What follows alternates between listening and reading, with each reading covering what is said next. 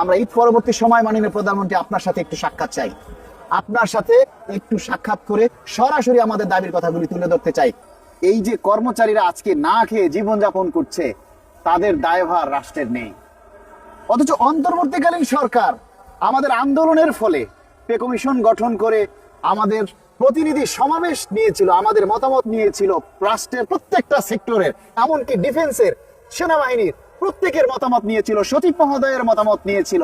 তারপরে একটা পে কমিশনের চূড়ান্ত রিপোর্ট দিয়ে সেখানে আমাদের অর্থ উপদেষ্টা জানিয়েছিলেন 40,000 কোটি টাকা নাকি আমাদের পে স্কেলের জন্য বরাদ্দ রাখা হয়েছিল।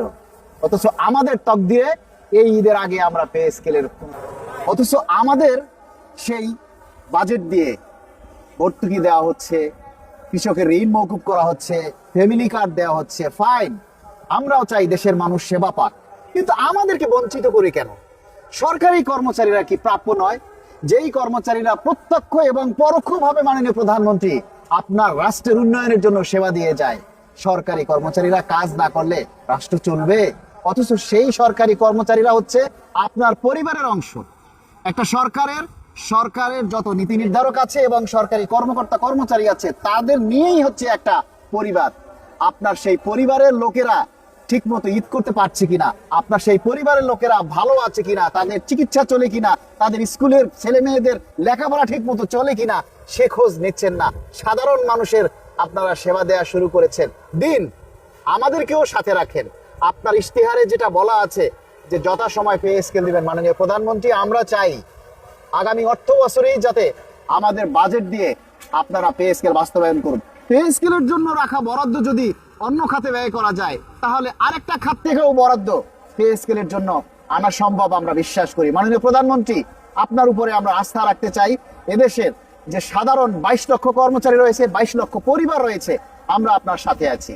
আমরা আপনার হাত ধরেই এই রাষ্ট্রটাকে শক্তিশালী করতে চাই। এই রাষ্ট্রটাকে উন্নয়নশীল করার জন্য আমরা আপনার সাথে কাঁধে কাঁধ মিলিয়ে কাজ করতে চাই। কিন্তু আমাদের অভাবটা দূর করে দিন।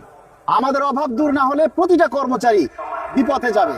দুর্নীতি করার জন্য তাদের চেষ্টা থাকবে, অবৈধভাবে ইনকাম করার জন্য চেষ্টা থাকবে, কিন্তু কোনো কর্মচারী এই কাজটা করতে চায় না। মাননীয় প্রধানমন্ত্রী, শুধু পেটের দায়ে আমাদের অনেক কর্মচারীরা হকারি করে, পেটের দায়ে অনেক কর্মচারীরা ফুটপাতে অটো চালায়, রাতের আধারে তারা পান বিক্রি করে। এমন কাজ যদি সরকারি চাকরি করে করতে হয়, তাহলে সরকারের মানটা কোথায় থাকে? বিশ্ববাজারে বাংলাদেশের সরকারি কর্মকর্তা কর্মচারীদের অবস্থানটা কোথায় থাকে? তাই আমরা চাই মাননীয় প্রধানমন্ত্রী আপনার একটু সাক্ষাৎ। আমরা চাই আপনার সাথে সরাসরি একটু কথা বলে আমাদের প্রাণের আকুতিগুলি তুলে ধরতে চাই। আমাদের ঈদ করার দরকার নাই, ঈদের আনন্দ আমাদের জন্য নয়।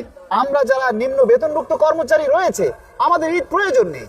ঈদ তাদের জন্য যারা ভোগ বিলাসিতায় ব্যস্ত থাকে, যাদের অবৈধ আয় আছে, তাদের জন্য ঈদ। নিম্ন বেতনভুক্ত কর্মচারীদের জন্য ঈদ নয়। আমরা ঈদ আনন্দ উপভোগ করতে চাই না। আমরা ঈদ পরবর্তী সময় মাননীয় প্রধানমন্ত্রী আপনার সাথে একটু সাক্ষাৎ চাই। আপনার সাথে একটু সাক্ষাৎ করে সরাসরি আমাদের দাবির কথাগুলি তুলে ধরতে চাই। আপনার সেই সুযোগটা চাই।